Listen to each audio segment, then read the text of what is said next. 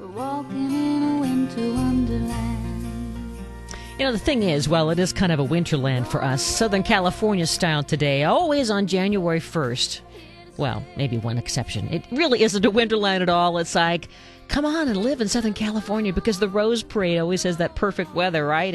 And on that day, I mean, those floats are just coming together as we speak on this final week or last 2 weeks before that big New Year's party that the world all celebrates together. But, you know, the floats are coming together, and one of the big ones is the Bear Advance float, because it debuts a couple of roses that you might be wanting to try because they've been specially tested, specially groomed for several years, and they're just perfect specimens. So with us is Lance Walheim to talk about that and more. And so, Lance, the Dick Clark rose, it just sounds so gorgeous because it's like a couple of shades of red and burgundy and then a little bit of white, it sounds like. Yeah, it really is. Yeah. It's a grandiflora rose, so it's nice and vigorous and upright, and great cut flower, has a mild fragrance.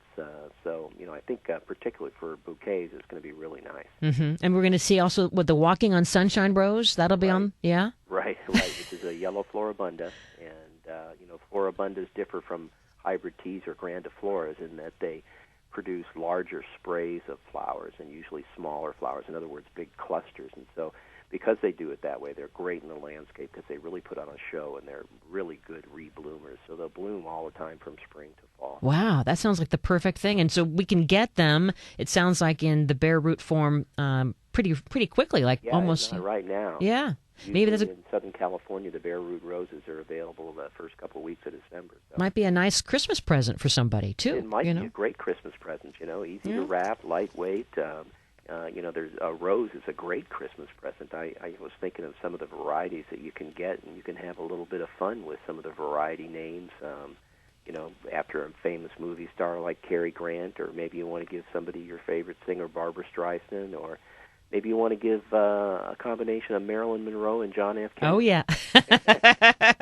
Now, you know, I was looking at some of my information on the Rose Parade, which, by the way, we're going to have you joining us there on the parade route, and that'll be a lot of fun, as always, talking to you, Lance, and we'll be there at the post-parade, too. And, of course, Paula Deen is the Grand Marshal this year. Have you met up with her yet? No, I haven't. I can't wait. That'll be fun to see her. Yeah. But the judges, I think, are fascinating this year, the float judges, and talk about some gardening experts. One of them her name is Nancy Clark, and it turns out for several decades she would decorate the White House and spearheaded really all of the floral decor for all the different presidential events. So she's going to have a critical eye looking at those floats. Yeah, no kidding. I wouldn't mind having her job. And then, of course, Debbie Turner, who is one of our local gals turned good because she was Marta, the cute one with the little braids in The Sound of Music. Oh, boy. And so, anyway, that's going to be very exciting to see what they think of, because they always come up. It almost seems like everyone's a winner. You know, all the floats win something. Yeah, it's a great day. It really is. Yeah. Well, when you look at the floats, and the Bear Advance float it's going to be Camelot this year, right? That's right.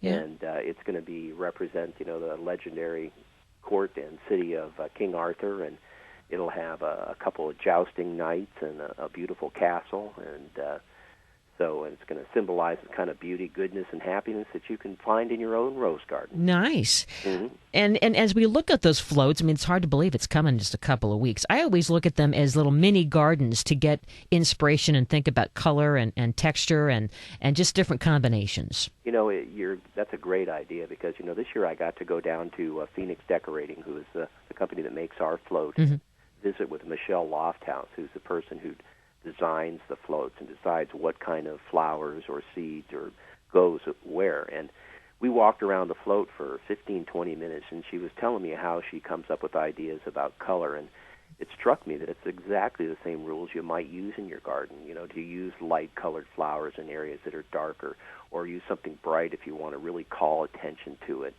And make sure that you use a lot of plants with great textures and foliage shapes. So it's really interesting. You're exactly right. Mm-hmm. And then, those orchids. It's always, you know, beyond the roses, which I think are really the star of the Rose Parade, I think runner-up it has to be the orchids that you see from all over the world. Yeah, it's really special. You know as well as I do, you know, they have the flower tent that's right next to the float barn. Oh, that's my candy store. I know, and full of wonderful roses and everything else. But if you really know what's going on in there, you know in the very back corner is where they keep all the orchids.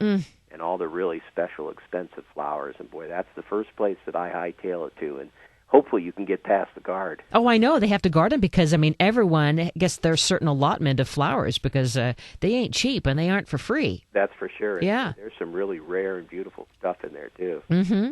Well, so if we were looking at these floats, we're imagining them going by in our mind right now. We'll get to see them in a couple of weeks. But as we're anticipating our garden here in the final weeks of December and then what's coming up in January, and we want to bring some of that beauty to our lives year-round, what would you say we start to think about for our winter garden, kind of segueing to the New Year garden? Well, that's what's so great about Southern California. You just got so many opportunities. Just for instance, just one of the things that I love to do around Christmas is go out and just see what the nurseries are carrying in terms of white and red flowers, and to decorate my front porch with a lot of containers with just Christmassy plants. Mm-hmm. There's so much in the nurseries right now, from the Sasanqua camellias, the stocks. So there's just a tremendous opportunity for flowers, from cyclamen. Mm-hmm. It's amazing what you can put in right now. Even vegetables. I mean, the cool season vegetables, there's still opportunities to do that. And once we start drying out, it won't be long before we'll be in prime planting season. And, with all this rain, play a little trick on your brain and start planning out your drought-tolerant garden. Reduce the size of your lawn. Go visit your local water department website and see what incentives they offer to, start saving water in your garden. Mm-hmm, mm-hmm. And I think people are more and more aware of that. I think that people are realizing that the drought-tolerant garden is as beautiful, if not more so, than the garden that requires a lot of water. It fits our the nature of Southern California, and it's not always a matter of how much rain we get; it's how many people we have. So. Mm-hmm. And if you haven't looked to see, the local water departments are making wonderful incentives to help you change out your lawn or change your sprinkler systems or use more drought-tolerant plants. So take a look at those. Mm-hmm. So you mentioned some vegetable gardens. I guess is now the time to kind of sow some seed? You certainly can. When it comes to the cool season vegetables, it's a great thing about it. You can sow seed of some of the the quick maturing plants. You can still put in radishes, peas, lettuce, spinach, onions, and garlics from sets. You can put nursery transplants. You'll probably find broccoli, cabbage, cauliflower. So that you can really create your whole spring vegetable garden. Most people don't realize how easy a winter vegetable garden is because, first of all, it's easier to care for in terms of watering. But also the temperatures are so much cooler, and the plants really adapt well to this season, so you can really get some healthy vegetables. Mm-hmm. And you mentioned in terms of flowers to bring color to the winter garden, you mentioned cyclamen, and I just bought a big tray of, they're actually bright pink as opposed to the red and white, but the pink still looks so beautiful. And what would you say is a good tip to avoid the cyclamen when you plant them in the soil, right, in your garden? Mine sometimes get mushy. Are they still too deep? Yeah, you got to be careful you don't overwater them. That's for sure. Mm-hmm. Cyclamen is a bulb, and most people kind of like to use them almost as annuals. Although if they're properly cared for, they will overwinter and go through the next year. But you just got to be careful how much you water them, and they got to have good drainage.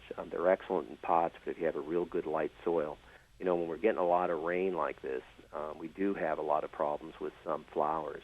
Pansies and violas are another one that can get certain types of root rots and cause them problems. So you do have to be careful.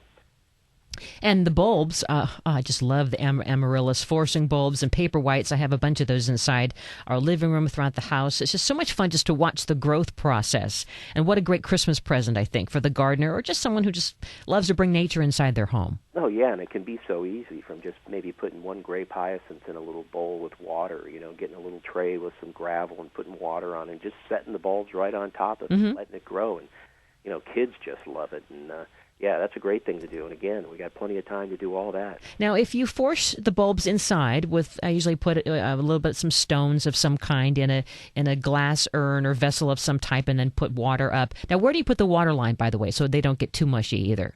Well, you don't. Yeah, you don't.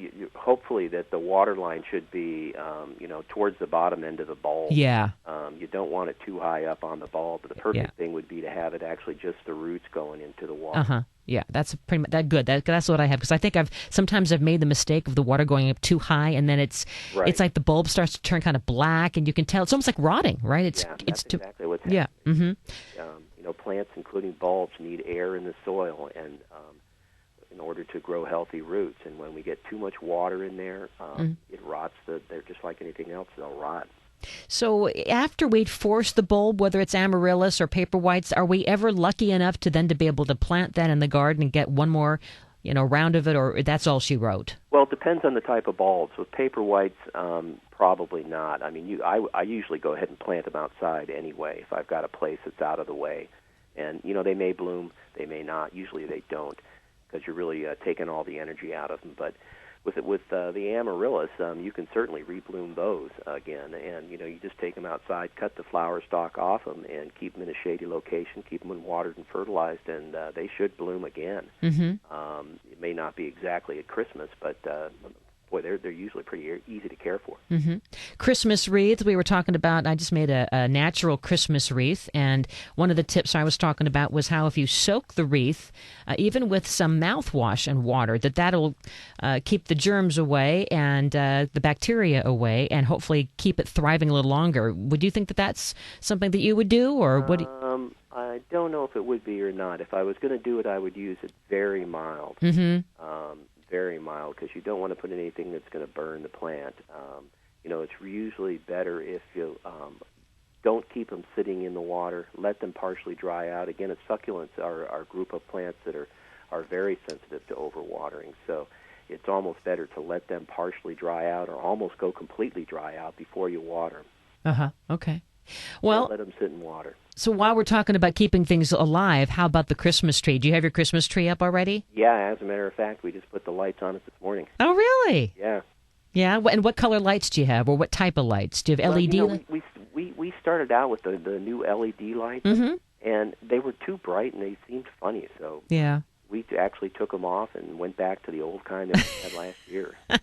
Well, they are offering some new colors, like red LED lights in different, certain stores. But I know that for the most part, they're that kind of bluish silver color. And, we got some white ones, and they were supposed to be a little bit softer tone of white, but we found that they were still awfully bright. Yeah. So what is your magical secret? Because I know that Lance Walheim must have the perfect solution to keep that living tree, that fresh cut tree, alive all the way through New Year's Day. Well, first of all, make sure that you cut the end off, get it trimmed when you buy it, and then make sure you're diligent about keeping the water in the trough. I mean, that's the main thing. It's surprising how much water a Christmas tree will go through when it's brought into a warm, dry situation indoors. So be ready to do that. I mean, that's something that everybody forgets, including myself, and nothing will dry a tree out faster than if you don't keep that water in the well. And then as presents start to accumulate, we're starting to wrap as you shop, and then you put it under the tree because it looks pretty, right? It's sometimes harder to get to the watering well,